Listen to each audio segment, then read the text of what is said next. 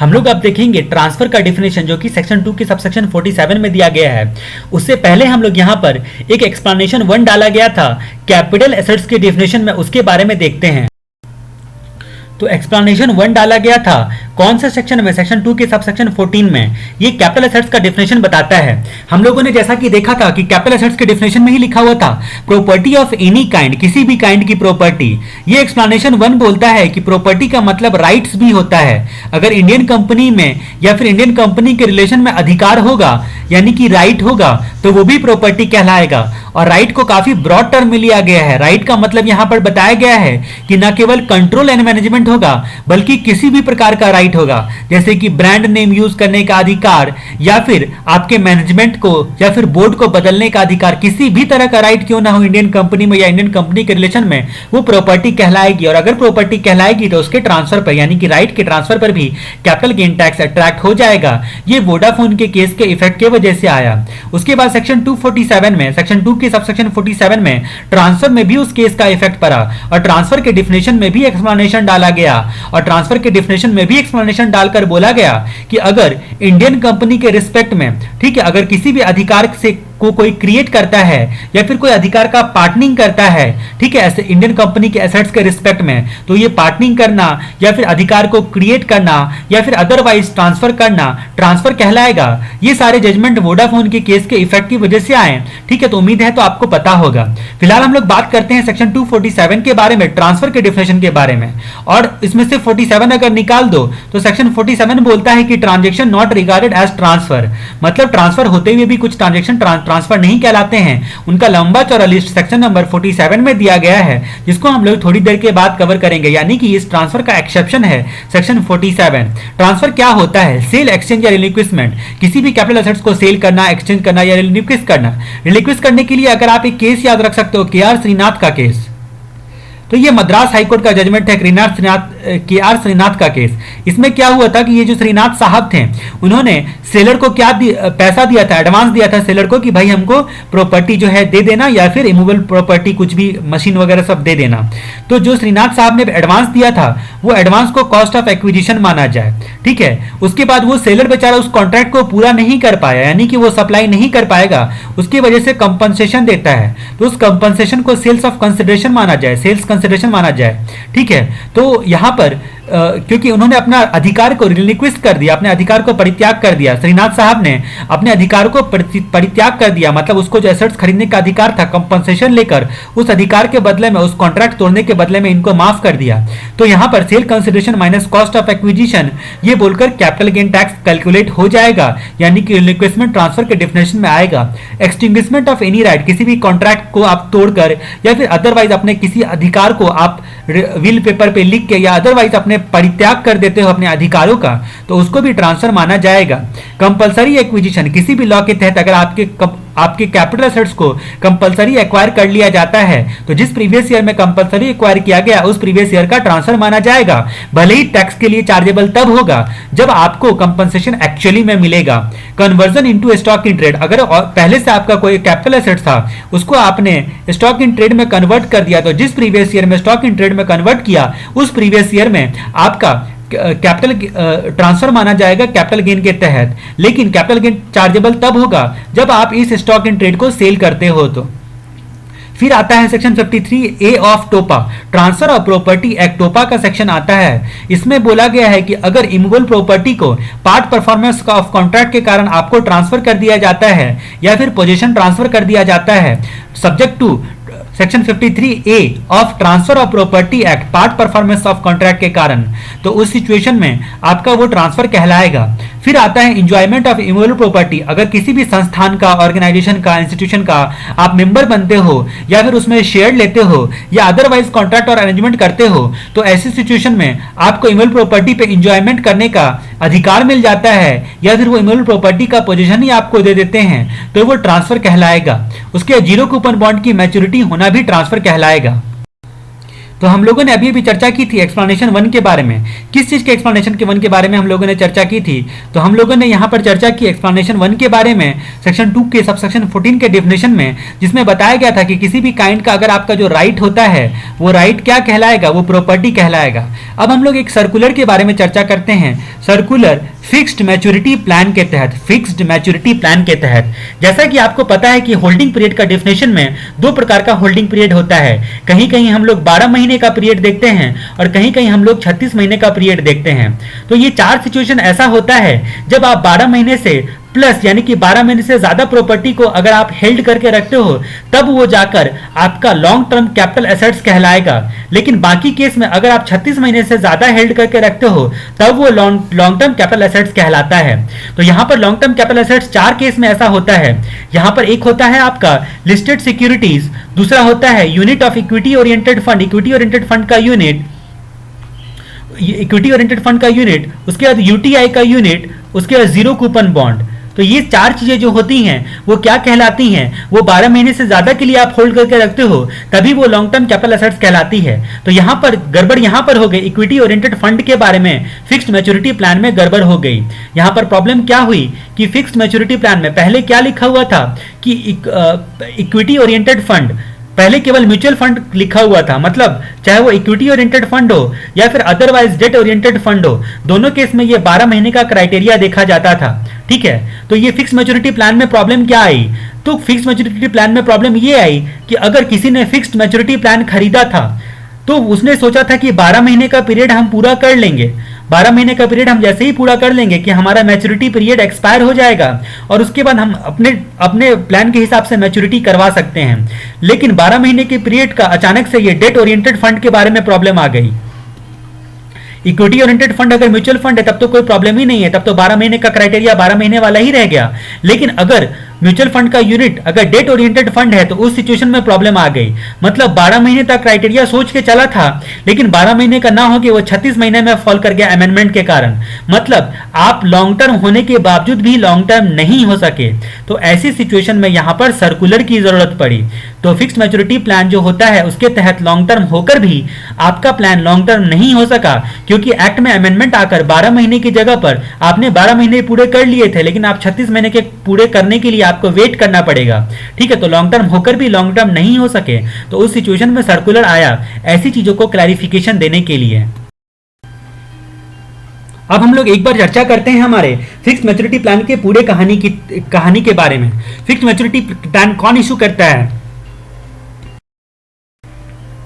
तो fixed maturity plan जो होता है एसेट्स मैनेजमेंट कंपनी जो होती है उसका ये प्लान होता है। एसेट्स मैनेजमेंट कंपनी क्या करती है? वो क्लोज एंडेड फंड प्रोक्यूर करती है और क्लोज एंडेड फंड को प्रोक्यूर करने के बदले में वो यूनिट इशू करती है और जिसका जो यूनिट इशू करती है उसका मैच्योरिटी जो होता है वो अप फ्रंट यानी कि पहले से ही डिसाइडेड होता है। ठीक है, तो कुछ एसेट्स मैनेजमेंट कंपनी ने यूनिट का जो पीरियड रखा था वो शॉर्ट टर्म कैपिटल एसेट्स के बेसिस पर रखा था। ठीक है, यानी कि आपने जो डेफिनेशन देखा अभी तो यहां पर हम लोगों ने देखा था उसके बेसिस पर रखा था। मतलब 12 महीने का क्राइटेरिया अगर पूरा कर लिया तो मैच्योरिटी पीरियड आपका हो जाएगा, यानी कि 12 मंथ प्लस आपको होल्ड करके रखना है। ठीक है, लेकिन अमेंडमेंट के बाद क्या हुआ?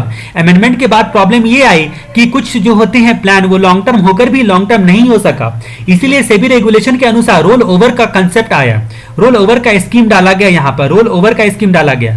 उसके बाद बोला गया कि ये जो आप लोग यूनिट होल्डर लोग हैं अगर आप अपने पीरियड को 12 महीने 36 महीने तक का ले जाते हैं, इनकम टैक्स में अमेंडमेंट होने के कारण 36 महीने प्लस तक ले जाते हैं, तब आपको हम लोग मैच्योर मानेंगे। और आपको हम लोग मैच्योर मानेंगे तो इसको रोल ओवर एक टेक्निकल नाम से बुलाया गया। मतलब 12 महीने वाले भाई साहब लोग अब आप 36 महीने का क्राइटेरिया पूरा करो। ठीक है, तो ये बोला गया नया रोल ओवर स्कीम के तहत। ठीक है, तो अब नया रोल ओवर स्कीम के तहत जो भी शिफ्टिंग करता है या रोल ओवर करता है, ठीक है, तो उसके रिस्पेक्ट में बोर्ड ने सर्कुलर दिया कि किस ये जो शिफ्टिंग होगा यहां पर आप 12 महीने से जाके आप 36 महीने वाले में चले जाओगे तब जो आप अगर ये शिफ्टिंग करोगे तो ये शिफ्टिंग करना आपका ट्रांसफर नहीं कहलाएगा। यहां पर 12 महीने वाले प्लान से 36 महीने प्लान में आप चले गए, शिफ्ट हो गए जो यूनिट होल्डर, तो उनका ट्रांसफर नहीं कहलाएगा न्यू स्कीम में अगर आप जाते हो तो। लेकिन जो नहीं जाना चाहते हैं प्लान में, वो अपने आप को यहीं पे मैच्योर करके सरेंडर कर सकते हैं अपने यूनिट्स को। जब मैच्योर यहीं पे कर लिया तो आपको ट्रांसफर माना जाएगा और आपके लिए कैपिटल गेन टैक्स अट्रैक्ट हो जाएगा।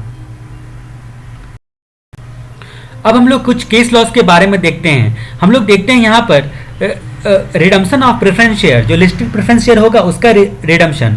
तो प्रेफरेंस शेयर के बारे में जहां तक बात करते हैं तो दो प्रकार के प्रेफरेंस शेयर हो सकते हैं, एक आपके लिस्टेड हो सकते हैं और दूसरे आपके अनलिस्टेड हो सकते हैं। ठीक है, तो अगर लिस्टेड प्रेफरेंस शेयर का रिडम्पशन होता है, ठीक है, तो वो ट्रांसफर कहलाएगा, कैपिटल गेन अकॉर्डिंगली अट्रैक्ट होगा। ये सुप्रीम कोर्ट के जजमेंट अनारकली साराभाई के केस में डिसाइड किया गया।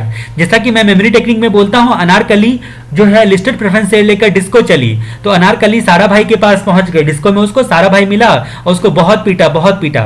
ठीक है, तो यानी कि सुप्रीम कोर्ट के जजमेंट अनारकली साराभाई के तहत और इतना पीटा कि उसको कैपिटल गेन टैक्स लग गया। ठीक है, तो रिडम्पशन करना ट्रांसफर कहलाता है और अकॉर्डिंगली कैपिटल गेन अट्रैक्ट होगा। लेकिन अगर प्रेफरेंस शेयर अनलिस्टेड हो तो उस सिचुएशन में क्या होगा, तो 115 QA अप्लाई होगा। आखिर ये 115 QA यानी कि क्यों आया, 115 क्यों आया, तो अनलिस्टेड प्रेफरेंस शेयर का अगर रिडम्पशन किया जाता है तो उस सिचुएशन में आपके कंपनी को जो रिडम्पशन करती है उसको 20% से 20% प्लस 12% प्लस 3% का टैक्स अट्रैक्ट हो जाएगा रिडम्पशन करने पे। ठीक है, और यहां पर चूंकि कंपनी टैक्स देगी इसीलिए प्रेफरेंस शेयर होल्डर के हैंड में 10 के 34A के तहत एग्जेम्प्टेड हो जाएगा। तो प्रेफरेंस शेयर अगर लिस्टेड हो तो अनारकली साराभाई का सुप्रीम कोर्ट मामला याद रखना है, और अनलिस्टेड हो तो 115 क्यों आया बेटा, तो वो याद आपको रखना है। तो रिडम्पशन ऑफ प्रेफरेंस शेयर में लिस्टेड और अनलिस्टेड दो बातें हो जाती है। दूसरा केस के बारे में हम लोग बात करते हैं लैंड एंड बिल्डिंग के बारे में। लैंड और बिल्डिंग, ठीक है, अगर सेपरेट किया जा सकता है तो उसका होल्डिंग पीरियड अलग अलग डिसाइड किया जाएगा, होल्डिंग पीरियड डिटरमाइन किया जाएगा। मतलब आपने जमीन खरीद के रखा था, 10 सालों से जमीन आपके पड़े हुए थे और 11वें साल में जाके आपने उसको बिल्डिंग जो है एक्वायर कर ली, तो हो सकता है लैंड का ट्रांसफर अगर सेपरेट किया जा सकता है, ठीक है, तो डॉक्यूमेंट के हिसाब से तो लैंड का ट्रांसफर आपका लॉन्ग टर्म कहलाएगा और मे बी बिल्डिंग का ट्रांसफर आपका शॉर्ट टर्म कहलाएगा। मतलब आपको होल्डिंग पीरियड डिटरमाइन करने के लिए लैंड एंड बिल्डिंग को सेपरेटली कंसिडर किया जाता है। इसीलिए दोनों कैपिटल गेन जो होता है वो अलग अलग नेचर का हो सकता है, एक शॉर्ट टर्म हो सकता है और दूसरा लॉन्ग टर्म हो सकता है। उसके बाद हम लोग बात करते हैं compensation for eviction of hutment dwellers. तो हटमेंट ड्वेलर्स को लीगली इविक्ट करना, मतलब गरीबों का जो झुग्गी झोपड़ी होता है उसको कानूनी तौर पे हटाने के लिए जो खर्चा दिया, कंपनसेशन दिया जाता है उनको, वो सेक्शन 55 के तहत कॉस्ट ऑफ इंप्रूवमेंट माना जाएगा। सेक्शन 55 जो होता है कॉस्ट ऑफ एक्विजिशन और कॉस्ट ऑफ इंप्रूवमेंट को डिफाइन करता है। तो compensation for eviction of hutment dwellers जो होता है वो कॉस्ट ऑफ इंप्रूवमेंट माना जाएगा। उसके बाद हम लोग बात करते हैं एक्सचेंज ऑफ शेयर के बारे में। अगर एक जो शेयर होल्डर होता है कंपनी का, ठीक है, वो दूसरे कंपनी के शेयर से जो होता है आपस में एक्सचेंज करता है, ठीक है, तो वो अगर as a capital asset share को हेल्ड करके रखा हुआ है था तो कैपिटल गेन टैक्स अट्रैक्ट हो जाएगा ट्रांसफर मानकर। लेकिन अगर as a stock in trade जो होता है रखा हुआ था तो ऐसा एक्सचेंज करना आपका पीजीबीपी में टैक्सेबल होगा। एक हम लोग और बात करते हैं एनिमल ट्रेनिंग कॉस्ट। जो भी कॉस्ट इनकर्ड किया जाता है एनिमल पर, वो अगर ट्रेनिंग के लिए किया जाता है तो वो कॉस्ट ऑफ इंप्रूवमेंट माना जाएगा। लेकिन वो एनिमल अगर प्रेग्नेंट है, ठीक है, और उसका बेबी जन्म लेने का खर्चा किया जाता है तो वो बेबी जो जन्म लेगा वो उस पर जो खर्चा किया जाता है वो कॉस्ट ऑफ एक्विजिशन माना जाएगा। तो ट्रेनिंग करना कॉस्ट ऑफ इंप्रूवमेंट और बेबी जन्म लेना एनिमल का वो कॉस्ट ऑफ एक्विजिशन माना जाता है। अब हम लोग बात करते हैं सेक्शन 48 के बारे में। सेक्शन 48 बताता है कि कैपिटल गेन को कंप्यूट करने का मेथड के बारे में। सबसे पहले हम लोग यहाँ पर सेल कंसिडरेशन लेते हैं, ठीक है, जो कि एक्रू या रिसीव हुआ है कैपिटल एसेट्स के ट्रांसफर करने पे। सेल कंसिडरेशन में से कॉस्ट ऑफ एक्विजिशन माइनस करते हैं। कॉस्ट ऑफ एक्विजिशन मतलब क्या कि जितना एक्चुअली खरीदने में करंट ओनर को या फिर अदरवाइज एक्ट के अनुसार प्रीवियस ओनर का जो एक्विजिशन कॉस्ट लिया जाता है उसको घटाया जाएगा। उसके बाद कॉस्ट ऑफ इंप्रूवमेंट को घटाया जाएगा। सेक्शन 55 में हम लोग इसको देखेंगे कॉस्ट ऑफ इंप्रूवमेंट किसको बोलते हैं। उसके बाद जो भी wholly and exclusively expense related to transfer होगा, ठीक है, ट्रांसफर से रिलेटेड जितना भी एक्सपेंस होगा उसको घटाया जाएगा। जो भी फाइनल फिगर आएगा वो कैपिटल गेन कहलाएगा, उस पे अकॉर्डिंगली टैक्स लगेगा। उसके बाद हम लोग बात करते हैं first provision capital gain. Non resident के केस में फर्स्ट प्रोविजन अप्लाई होता है। नॉन रेसिडेंट अगर सिक्योरिटी खरीदता है तो शेयर या डिवेंचर खरीदता है भारतीय कंपनी का, तो ध्यान रहे फर्स्ट प्रोविजन तभी अप्लाई होगा जब आपका कैपिटल एसेट सिक्योरिटीज है। अगर विदेशी कंपनी या फिर non resident including foreign company, यानी कि अगर आपका नॉन रेसिडेंट या फॉरेन कंपनी, इसको मैं अभी से फिरंगी बुलाऊंगा, ठीक है, फिरंगी बोलूंगा मतलब आपको समझ लेना है non resident other than company और फॉरेन कंपनी, ये फिरंगी वर्ड के टर्म में मैं इसको पुकारूंगा जिसमें दोनों इंक्लूड हो जाएगा, non resident including foreign company, ठीक है। तो non resident other than foreign company और फॉरेन कंपनी दोनों इंक्लूड हो जाएगा। तो अगर फिरंगी, विदेशी, ये सब टर्म से मैं बुलाऊंगा, ठीक है। तो अगर फिरंगी ने यानी कि विदेशी ने इंडियन कंपनी का शेयर या डिवेंचर खरीदा था, फॉरेन करेंसी में खरीदा था, ठीक है, तो अब जाकर उसका ट्रांसफर कर रहा है, तो ट्रांसफर करने पर जो कैपिटल गेन आपका अट्रैक्ट होगा, कैपिटल गेन कंप्यूट करना पड़ेगा, वो सेक्शन 48 के फर्स्ट प्रोविजन के हिसाब से कंप्यूट करेंगे। यानी कि जो भी एलिमेंट होता है, sale consideration, cost of acquisition, इन सबको पहले उसी फॉरेन करेंसी में कन्वर्ट करेंगे जिस फॉरेन करेंसी में आपने इनिशियली खरीदा था या फिर री एक्वायर किया था, ठीक है। उसके बाद आप जो है वो accordingly sale consideration minus cost of acquisition, ठीक है, minus expenditure Holi and exclusively, ये सब करने के बाद आप कैपिटल गेन कैलकुलेट करोगे, फॉरेन करेंसी में कैलकुलेट करोगे। फिर जब कैपिटल गेन जो भी आएगा उसको वापस से आप इंडियन करेंसी में आपको कन्वर्ट करना है, वापस इंडियन करेंसी में कन्वर्ट करना है। मतलब सबसे पहले सारे एलिमेंट को फॉरेन करेंसी में ट्रांसफर करना है, स्टेप नंबर 1। उसके बाद फॉरेन करेंसी में ही कैपिटल गेन कंप्यूट करना है, स्टेप नंबर 2। जो भी कैपिटल गेन कंप्यूट होता है उसको वापस से इंडियन करेंसी में कन्वर्ट करना है। यही आपका क्या कहलाएगा, यही आपका फर्स्ट प्रोविजन बोलता है। अगर वो सेल कंसिडरेशन जो होता है, जो भी यहां पर बेचा है फॉरेन करेंसी का, जो भी एसेट्स सिक्योरिटी एक्वायर किया था, ठीक है, शेयर और सिक्योरिटीज एक्वायर किया था, शेयर और डिवेंचर, उसका जो सेल कंसिडरेशन होता है वापस इंडियन कंपनी का शेयर और डिवेंचर खरीदने में लगा दिया था। तो उस सिचुएशन में वापस जो खरीदा था वो भले इंडियन करेंसी में खरीदा था, लेकिन फर्स्ट एक्विजिशन फॉरेन करेंसी में होने के कारण उस पर भी फर्स्ट प्रोविजो अप्लाई होगा, उसको री एक्विजिशन का केस बोलते हैं। अब ये कन्वर्ट करने में क्या क्या आपका कौन सा रेट लेंगे, तो आपका टेलीग्राफिक ट्रांसफर बाइंग रेट और सेलिंग रेट निकाला जाता है। अगर आप बात कर रहे हो कॉस्ट ऑफ एक्विजिशन को कन्वर्ट करने का, तो डेट ऑफ एक्विजिशन के दिन, जिस दिन आपने एक्वायर किया था उस दिन का टीटी बाइंग रेट और टीटी सेलिंग रेट का एवरेज लिया जाएगा। टेलीग्राफिक ट्रांसफर बाइंग रेट और सेलिंग रेट आपने एसएफए में पढ़ा होगा, ठीक है। तो टीटी बाइंग रेट और सेलिंग रेट का एवरेज लिया जाएगा। उसके बाद हम लोग बात करते हैं, यहां पर एक्सपेंस हो गया और सेल कंसिडरेशन हो गया। इस एक्सपेंस और सेल कंसिडरेशन का और ये दोनों का डेट ऑफ ट्रांसफर के दिन लिया जाएगा। डेट ऑफ ट्रांसफर के दिन आपका लिया जाएगा। डेट ऑफ ट्रांसफर के दिन जो एवरेज होगा टीटी बाइंग रेट और सेलिंग का, उससे हम लोग सेल कंसिडरेशन और एक्सपेंस को कन्वर्ट करेंगे। फिर हम लोग फॉरेन करेंसी में कैपिटल गेन कैलकुलेट कर लिया, कैपिटल गेन को वापस इंडियन करेंसी में कन्वर्ट करना है, तो कैपिटल गेन को हम लोग डेट ऑफ ट्रांसफर के दिन का टीटी बाइंग रेट से मल्टीप्लाई करेंगे। टीटी बाइंग रेट याद नहीं रहे, यहां पर यही एक ऐसा केस है जहां पर एवरेज नहीं लेंगे। डेट ऑफ ट्रांसफर के दिन का टीटी बाइंग रेट और कॉस्ट ऑफ एक्विजिशन को छोड़कर बाकी सब डेट ऑफ ट्रांसफर के डेट का हम लोग एक्सचेंज रेट लेंगे, ठीक है। तो यहां पर डेट ऑफ ट्रांसफर के दिन का बाइंग रेट, तो ये आपका फर्स्ट प्रोविजो हो गया। अब हम लोग सेकंड प्रोविजो की बात करते हैं। सेकंड प्रोविजो बोलो तो आपका इंडेक्सेशन का प्रोविजो, ठीक है। उससे पहले हम लोग फर्स्ट प्रोविजो के बारे में कुछ और चीजें जानते हैं। फर्स्ट प्रोविजो के बारे में, फर्स्ट प्रोविजो केवल शेयर और डिबेंचर को अप्लाई होता है, मतलब अदर सिक्योरिटी या यूनिट या गवर्नमेंट बॉन्ड को अगर फिरंगी लोगों ने खरीद के रखा हुआ है तो फिर अप्लाई नहीं होता है। उसके बाद हम लोग बात करते हैं दूसरी बात क्या करते हैं, फर्स्ट प्रोविजो और सेकंड प्रोविजो जो होता है वो म्यूचुअली एक्सक्लूसिव होता है। अगर सेकंड प्रोविजो यानी कि इंडेक्सेशन वाला प्रोविजो अप्लाई होगा तो ये फर्स्ट प्रोविजो अप्लाई नहीं होगा। इसीलिए याद रहे कि जहां पर फर्स्ट प्रोविजो अप्लाई होता है वहां पर सेकंड प्रोविजो अप्लाई नहीं होगा। उसके बाद फर्स्ट प्रोविजन के बारे में एक बात और जानते हैं कि फाइनेंस एक्ट 2012 में साफ साफ बोला गया कि कोई भी अनलिस्टेड शेयर किसी ने रखा है और उसका ट्रांसफर करता है तो फर्स्ट प्रोविजो या फिर सेकंड प्रोविजो को अप्लाई किए बिना डायरेक्ट 10% से सेक्शन 112 के तहत टैक्स लगेगा, ठीक है। यानी कि 10% का टैक्स लगेगा। किस केस में, अगर आपने अनलिस्टेड शेयर लिया हुआ है, किसी विदेशी ने, अगर किसी फिरंगी ने अनलिस्टेड शेयर रखा हुआ है तो उसके ट्रांसफर करने पर ना आपको फर्स्ट प्रोविजो अप्लाई होगा ना सेकंड प्रोविजो अप्लाई होगा और डायरेक्ट जो है वो आपको 10% के रेट से आपको टैक्स देना पड़ेगा, ठीक है। फिलहाल अब हम लोग चर्चा करते हैं सेकंड प्रोविजो के बारे में। सेकंड प्रोविजो क्या बोलता है, इंडेक्सेशन लगाने के बारे में बोलता है कि कॉस्ट ऑफ एक्विजिशन या cost of cost of improvement, अगर आप सेक्शन 48 पर्पस के लिए ले रहे हो तो कॉस्ट ऑफ एक्विजिशन या कॉस्ट ऑफ इंप्रूवमेंट हमेशा इंडेक्स्ड वैल्यू पे होना चाहिए, यानी कि इंडेक्सेशन के बाद होना चाहिए, subject to first proviso apply ना होता हो, ऐसा सेकंड प्रोविजो बोलता है। इंडेक्सेशन लगाने के बाद इंडेक्स्ड कॉस्ट ऑफ एक्विजिशन या इंडेक्स्ड कॉस्ट ऑफ इंप्रूवमेंट के नाम से पुकारा जाएगा कॉस्ट ऑफ एक्विजिशन और कॉस्ट ऑफ इंप्रूवमेंट को।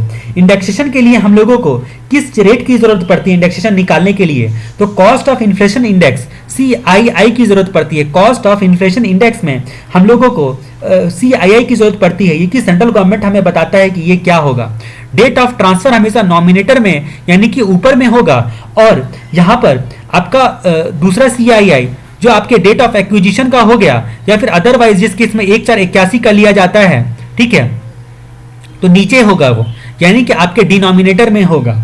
तो फिलहाल हम लोग यहाँ पर कॉस्ट ऑफ एक्विजिशन या कॉस्ट ऑफ इंप्रूवमेंट जो भी निकालना है उसे मल्टीप्लाई करते हैं। इस तरीके से आपका इंडेक्स्ड वैल्यू निकल जाता है, यानी कि आपका इन्फ्लेशन का इफेक्ट खत्म करने के लिए ये indexed value cost of inflation index जैसा कि नाम है, तो ये इस तरह से लिया जाता है। अब हम लोग बात करते हैं अगर कॉस्ट ऑफ एक्विजिशन के लिए हम लोग निकाल रहे हैं, कॉस्ट ऑफ एक्विजिशन के लिए हम लोग इंडेक्स वैल्यू निकाल रहे हैं, तो जो भी आपका कॉस्ट ऑफ एक्विजिशन ओरिजिनली है, ठीक है, उसको आपको मल्टीप्लाई करना है cost of inflation index date of transfer के दिन का divided by cost of inflation index date of acquisition या 1 अप्रैल 81 जो भी लेटर होगा, ठीक है, और multiply by cost of acquisition, तो यहां पर हम लोगों ने किया ही। अगर आप कॉस्ट ऑफ इंप्रूवमेंट का निकाल रहे हो, कॉस्ट ऑफ इंप्रूवमेंट का निकाल रहे हो, तो CII लिया जाएगा डेट ऑफ ट्रांसफर के दिन का, और CII लिया जाएगा डिनोमिनेटर में डेट ऑफ एक्विजिशन के दिन का, डेट ऑफ एक्विजिशन के दिन का, इस दिन का लिया जाएगा।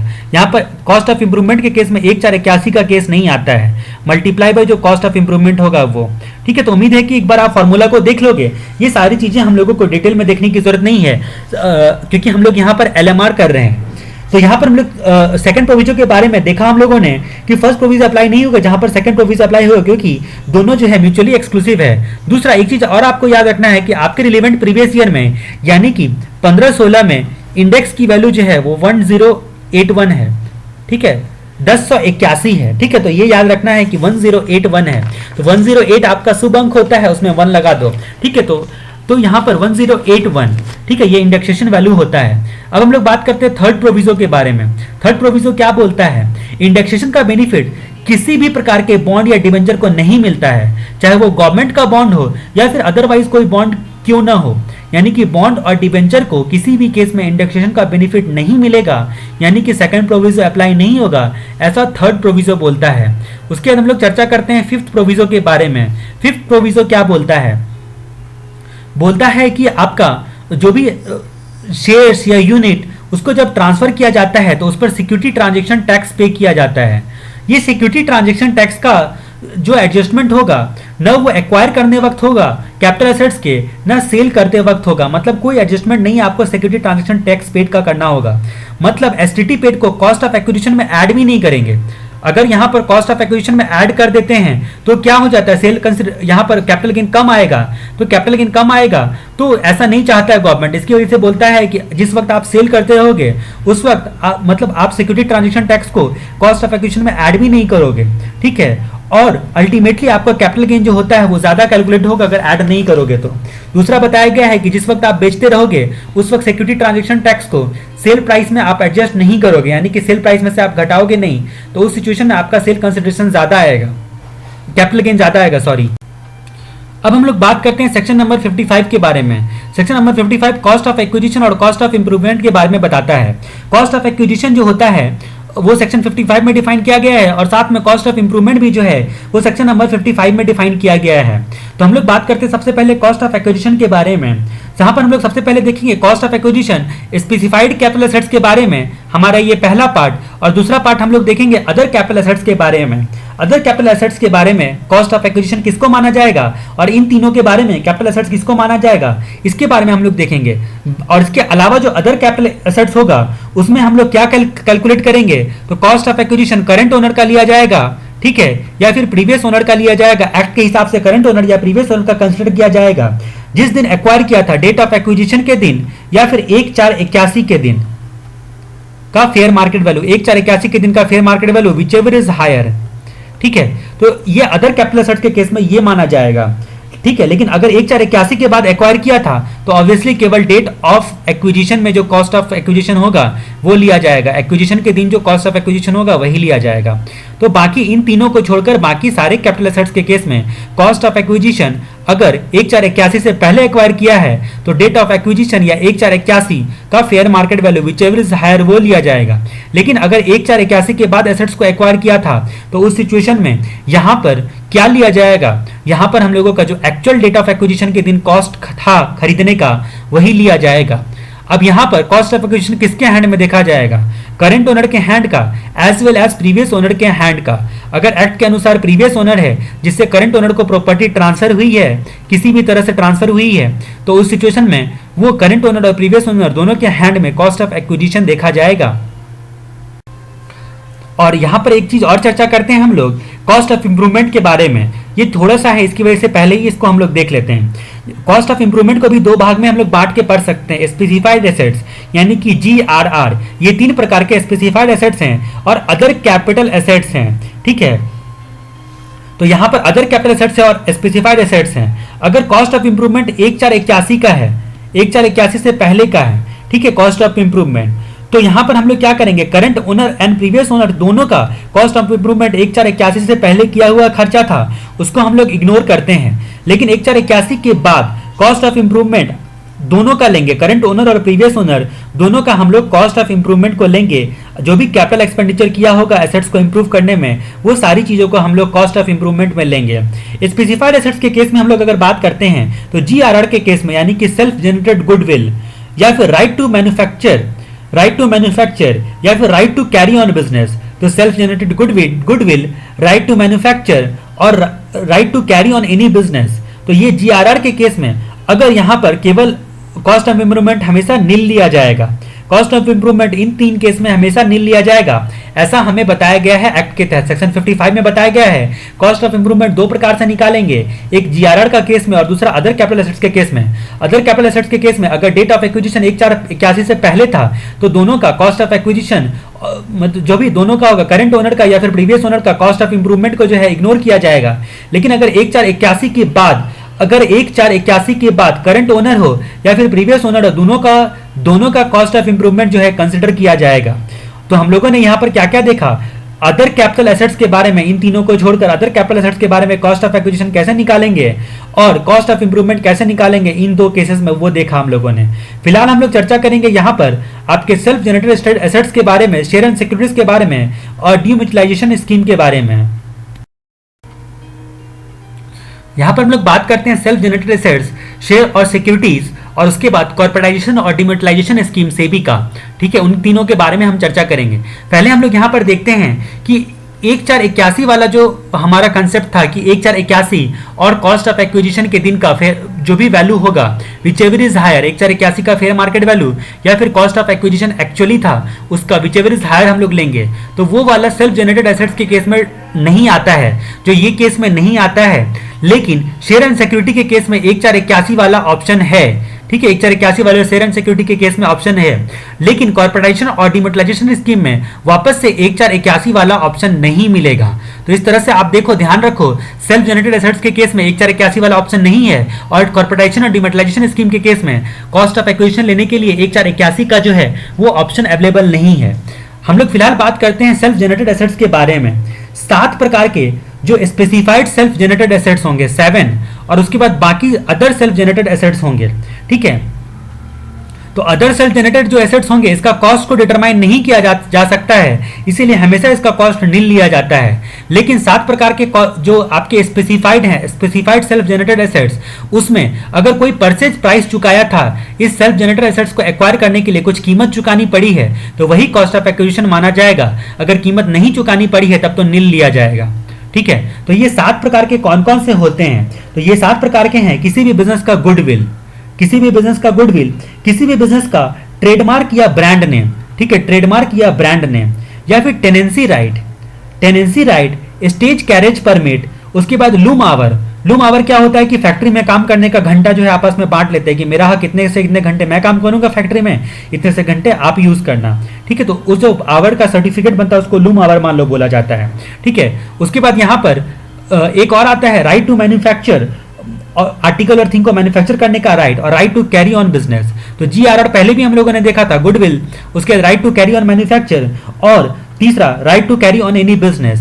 उसके बाद टेनेंसी राइट हो गया, उसके बाद ट्रेडमार्क या ब्रांड नेम यूज करने का राइट हो गया, उसके बाद लूम आवर हो गया। ये सारे जो 7 केसेस है उसमें अगर कुछ कीमत चुकानी पड़ी है तो वही कॉस्ट ऑफ एक्विजिशन माना जाएगा, और कुछ कीमत नहीं चुकानी पड़ी है परचेज प्राइस बोल के तो फिर नील लिया जाएगा। बाकी केस में कॉस्ट को डिटरमाइन ही नहीं किया जा सकता है, इसीलिए हमेशा नील लिया जाता है। अब हम लोग बात करते हैं शेयर एंड सिक्योरिटीज के केस के बारे में। शेयर एंड सिक्योरिटीज को कई भाग में बांटा जा सकता है। पहला, आप अगर शेयर एंड सिक्योरिटीज की बात करते हो तो पहला भाग आप बांट सकते हो ओरिजिनल शेयर और सिक्योरिटीज। ठीक है, ओरिजिनली आपको जो अलॉट किया गया था वो ओरिजिनल शेयर एंड सिक्योरिटीज। दूसरा होता है आपका राइट शेयर और सिक्योरिटीज, राइट में आपको अलॉट किया गया है। उसके बाद तीसरा हो गया रिनाउंसमेंट के थ्रू आपको मिला है, रिनाउंस करके आपको मिला है, किसी ने आपको अपना अधिकार दे दिया, बेच दिया और उसके बदले में आपने शेयर खरीद लिया उसका अधिकार का फायदा उठा के। उसके बाद चौथे प्रकार का आता है बोनस। तो इन सब केस में क्या क्या कॉस्ट ऑफ एक्विजिशन होता है उसके बारे में हम लोग चर्चा करेंगे शेयर एंड सिक्योरिटीज के संदर्भ में। पहले हम लोग बात करते हैं कि अगर आपने शेयर और सिक्योरिटीज को खरीदा था, यानी कि ओरिजिनली खरीदा था, तो जो भी आपने ओरिजिनली खरीदा था उसके लिए आपने कुछ परचेज प्राइस चुकाया होगा, उसी को कॉस्ट ऑफ एक्विजिशन माना जाएगा। और जिस दिन आपको शेयर को अलॉट किया गया था उस दिन से होल्डिंग पीरियड को काउंट किया जाएगा। तो ओरिजिनल शेयर का केस में तो कोई टेंशन ही नहीं है। उसके बाद हम लोग बात करते हैं राइट शेयर के केस में, मतलब राइट के बेसिस पर आपने कितना पे किया था, जितना राइट आपको मिला था, तो राइट मिलने के बाद कुछ अधिकार के बदले में आपको कुछ पेमेंट करना पड़ा होगा, तो वही कॉस्ट ऑफ एक्विजिशन माना जाएगा। और होल्डिंग पीरियड जिस दिन आपको शेयर अलॉट किया गया था उसी दिन को माना जाएगा। प्रोनाउंसमेंट के केस में किसको बोला जाएगा? प्रोनाउंसमेंट में क्या होता है कि एक पर्सन अपना राइट जो होता है वो दूसरे पर्सन को बेच देता है और दूसरा पर्सन उस राइट को लेकर शेयर खरीद लेता है। ठीक है, तो जो पर्सन ने राइट को ट्रांसफर किया है, जो जिसने प्रोनाउंस किया है, उसके हैंड में क्या होगा? उसके हैंड में क्या होगा? तो उस मिस्टर एक्स है मान लो, जिसने अपने राइट को प्रोनाउंस किया है, उसके हैंड में कॉस्ट ऑफ एक्विजिशन निल माना जाएगा। ठीक है, और यहां पर जिस दिन आपको रिनाउंसमेंट का ऑफर मिला था उस दिन से आपका डेट ऑफ एक्विजिशन काउंट किया जाएगा। रिनाउंसमेंट का ऑफर जिस दिन मिला था उस दिन से आपका डेट ऑफ एक्विजिशन माना जाएगा और आपका यहां पर कॉस्ट ऑफ एक्विजिशन निल माना जाएगा। और जितने में आपने मिस्टर एक्स ने मिस्टर वाई को ट्रांसफर किया, अपने राइट को रिनाउंस कर दिया, ठीक है, तो वो राइट जो है मिस्टर सेल कंसिडरेशन माना जाएगा। अब मिस्टर राइट के हैंड में कॉस्ट ऑफ एक्विजिशन क्या माना जाएगा? जो मिस्टर एक्स को पेमेंट किया, ये क्या बोलते हैं, कॉस्ट ऑफ एक्विजिशन जो मिस्टर एक्स को पेमेंट किया रिनाउंस लेने के बदले में, वो कॉस्ट प्लस जितना कंपनी को पे किया शेयर को एक्वायर करने के लिए, ठीक है, जितना कंपनी को पे किया राइट शेयर को एक्वायर करने के लिए, वो दोनों मिला के इनका कॉस्ट ऑफ एक्विजिशन बन जाएगा। और इसका यहाँ पर डेट ऑफ एक्विजिशन जो होगा वो अलॉटमेंट के दिन से डिटरमाइन किया जाएगा। यहाँ पर ऑफर के दिन से डिटरमाइन किया गया था डेट ऑफ एक्विजिशन, यहाँ पर अलॉटमेंट के दिन से, जिस दिन आपको शेयर एक्चुअली अलॉट किया गया था उस दिन से आपको एक्वायर किया जाएगा। बोनस शेयर के बारे में हम लोग बात करते हैं। बोनस शेयर क्या होता है? बोनस शेयर या सिक्योरिटीज जनरली फ्री में मिलता है। ठीक है, तो अगर आपको खरीदने के लिए पैसा नहीं चुकाना पड़ा तो जाहिर सी बात है कॉस्ट ऑफ एक्विजिशन निल माना जाएगा और होल्डिंग पीरियड आपके अलॉटमेंट के दिन से काउंट किया जाएगा। होल्डिंग पीरियड बोनस के केस में अलॉटमेंट के दिन से काउंट किया जाएगा। ठीक है, और शेयर एंड सिक्योरिटीज के बारे में हम लोगों ने एक बात ध्यान रखी थी कि अगर लिस्टेड शेयर एंड सिक्योरिटीज होता है तो उस सिचुएशन में 12 महीने का क्राइटेरिया देखेंगे होल्डिंग पीरियड जानने के लिए।